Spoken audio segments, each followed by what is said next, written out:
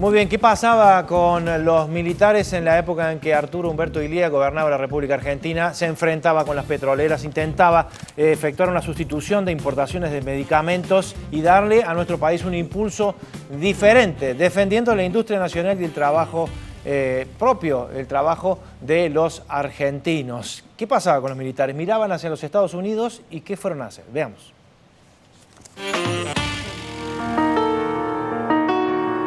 Durante el gobierno de Illia, las relaciones entre el ejército argentino y el Departamento de Estado norteamericano se vuelven cada vez más estrechas. En 1964, durante la quinta conferencia de ejércitos americanos en la Academia Militar de West Point, el teniente general Juan Carlos Onganía, en representación del ejército argentino, adhiere a la doctrina de seguridad nacional, una política impulsada por el gobierno de Estados Unidos que tiene la finalidad de frenar el avance del comunismo en el continente americano. Esta doctrina, que faculta a las Fuerzas Armadas a reprimir cualquier movimiento ideológico o político contrario a los intereses del mundo capitalista, es usada por algunos militares argentinos como excusa para combatir a sus enemigos políticos y establecer en el país un mayor control militar.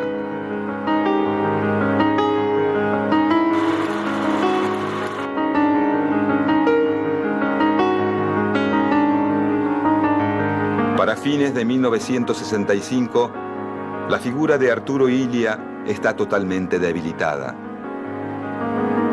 Una campaña de prensa fogoneada por el sector azul de las Fuerzas Armadas y los sectores más conservadores de la Iglesia y el empresariado insiste en mostrarlo como lento, ineficaz y falto de energía. A la vez, intenta imponer la figura del general Onganía como el hombre fuerte de Argentina, el único con la capacidad suficiente para solucionar sus problemas y combatir al comunismo. La campaña de prensa tiene un efecto inmediato sobre la opinión pública, y para mediados de 1966, el gobierno de Illia se encuentra al borde del abismo.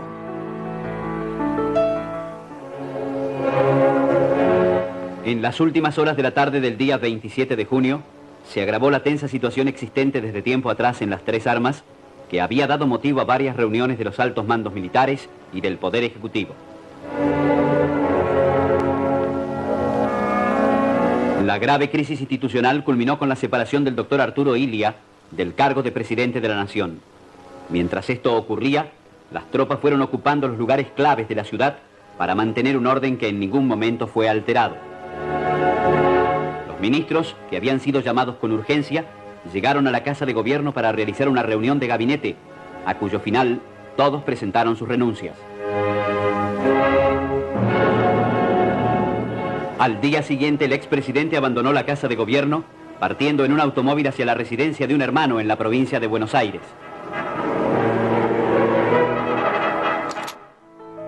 Esa misma noche, los comandantes del golpe designan presidente de la nación al general Juan Carlos Onganía. De esta manera, Onganía, el líder del bando azul que proponía el retorno a la democracia y el alejamiento de los militares de la política, termina convertido en el nuevo presidente de facto de la República Argentina.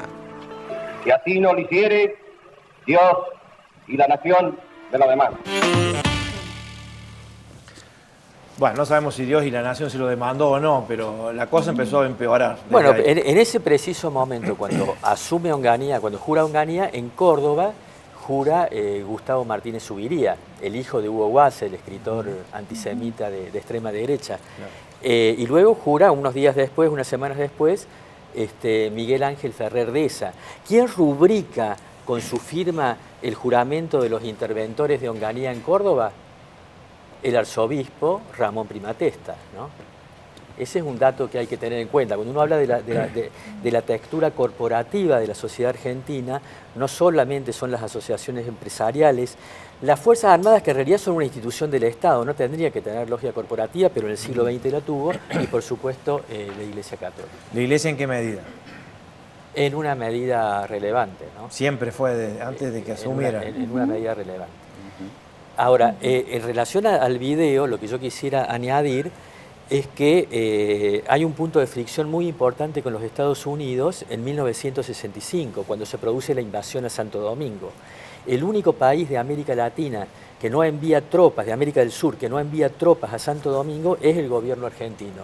Y eso le gana la enemistad profunda de la derecha civil y de la derecha militar, porque quien encabeza las tropas latinoamericanas en Santo Domingo es el ejército brasileño.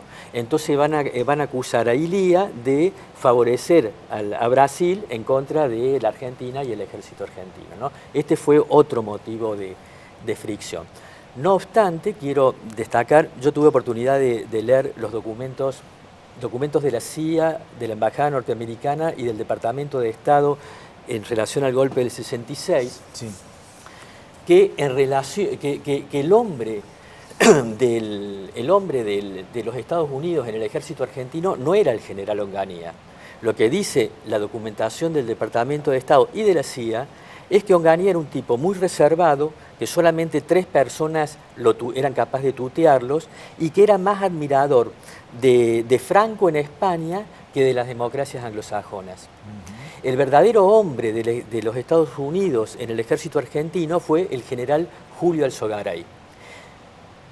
Tan es así que el 1 de junio del 66, de acuerdo a la documentación desclasificada de los Estados Unidos, el general Julio Alzogaray informa a los agentes de la CIA en Buenos Aires cuándo va a ser el golpe, quiénes estaban comprometidos y cómo iba a ser el nuevo gobierno. Dice, por ejemplo, el nuevo gobierno va a tener cabeza militar y cuerpo civil.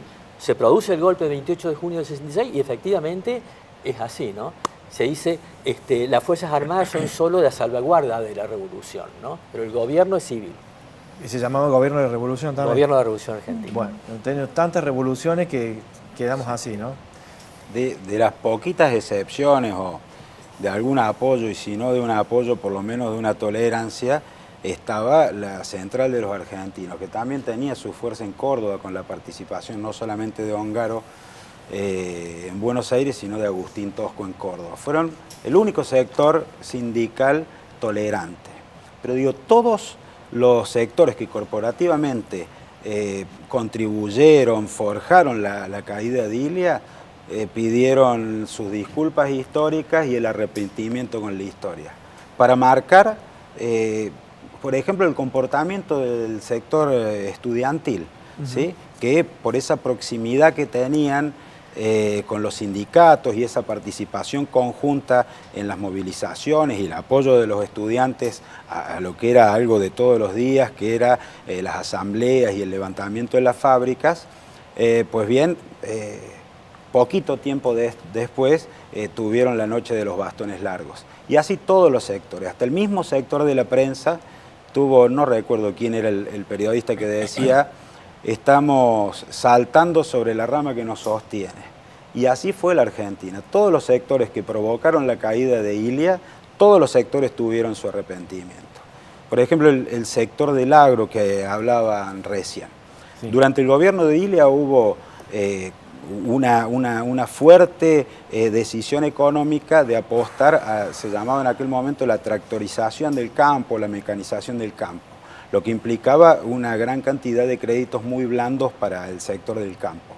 Bueno, fueron de los sectores que acusaban a Ilia de comunista, por esto que veíamos recién en los videos, porque bueno, había caído el plantel de cabezas de ganado en la Argentina e Ilia había tomado decisiones de regulación al mercado de la carne. Por ejemplo, había 2 días que no se podía vender carne, pero fundamentalmente protegiendo al mercado interno y poniendo restricciones a las exportaciones. Bueno, todos estos sectores se vieron perjudicados a la postre. Todos los sectores que colaboraron en la caída de Ilia se vieron todos los sectores perjudicados, menos el sector militar. Claro, por supuesto, dentro de los se quedó sectores que apoyaron la caída de Ilia, quiero destacar una foto célebre, debe estar la imagen en algún lugar para pasarla por televisión. El 28 de junio del 66, cuando asume el general Onganía, en la segunda fila del Salón Blanco de la Casa Rosada estaban de impecable saco y corbata Augusto Timoteo Bandor y José Alonso. José Alonso era el contrario del Bandor, era el dirigente sindical que respondía a Perón. Es decir, que tanto el sindicalismo peronista-bandorista como el sindicalismo peronista antibandorista estuvieron presentes y celebraron la asunción del general Onganía. O sea, preferían hacerlo caer a esperar que terminara su periodo sin importar las consecuencias que implicaban para un país como el nuestro, ¿no? Y quiero Así decir es. una cosa más, porque hay que ser muy honesto. Además de todos estos sectores, ni siquiera el propio radicalismo supo defenderlo a Ilia. Solamente algo que está en el imaginario. En la última apertura de sesiones del año 66 faltó Balbín, no estuvo en el Congreso acompañándolo a Ilia. Lo que fue entendido también dentro de los sectores del radicalismo como una quita de respaldo hacia la presidencia. ¿Qué le falló a Ilia? ¿Qué le hubiera hecho falta a Ilia para que estas acciones hubieran tenido éxito a pesar de las presiones que casi siempre existen para un país como el nuestro, ¿no? Estamos hablando de lo cotidiano en la historia de la Argentina.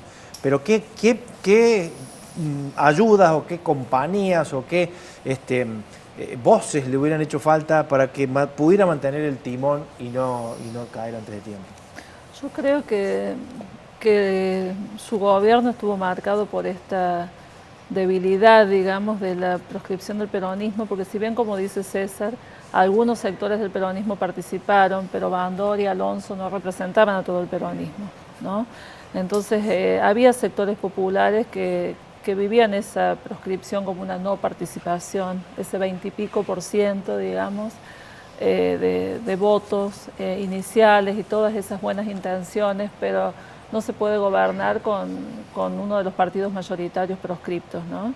Y me parece que... ¿Ese fue el germen de todo? No Lo digo más que haya fuerte, sido ¿no? el germen, pero no creo que haya sido lo único, pero me parece que eso fue importante porque claramente, digamos, con la caída de Ilia en el 66 se inicia un ciclo que después llegamos a la dictadura del 76 con el intento, digamos, de ese gobierno constitucional del 73 al 76, digamos, pero me parece que hay que verlo como en un ciclo más largo, digamos, donde estos sectores corporativos, estos sectores no solo económicos, sino ideológicos, lo que dice César de la Iglesia, digamos, del cardenal Primatesta, es muy importante para entender, digamos, ese apoyo acá en Córdoba, la Córdoba Docta y Santa, este parriciado cordobés, digamos, donde no se necesita siempre de los militares para gobernar, sino que hay sectores civiles de la clase alta dispuestos a ocupar esos espacios. Ferrerdesa, después, entonces, me parece que hablamos de corporaciones muy poderosas en lo económico, en lo ideológico, y de hecho uno de los últimos actos del gobierno de la Revolución Argentina acá en Córdoba es darle el título de doctor honoris causa de la Universidad Primatesta,